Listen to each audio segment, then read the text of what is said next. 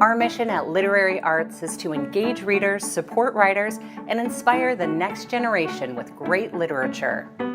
There's so much talent at this particular moment, and so many people that are, working really, really hard, that you want that to be recognized. Like, I feel like I got community, like I got people.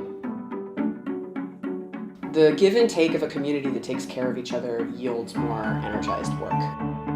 Hey, this place that you've been living is saying, hey, we see you in this work that you're doing, and we want to honor that. Storytelling is not an easy thing for a variety of reasons, and to know that there are other people who have that experience and other people who want to have that experience that you could support, those are two really important things. It's amazing what literary arts provides to the community. Growing up, I never felt like art was my thing, but writing was always my thing, and I never thought of that as art until really this year when I started doing slam poetry. It's kind of my favorite thing about being an Oregon writer.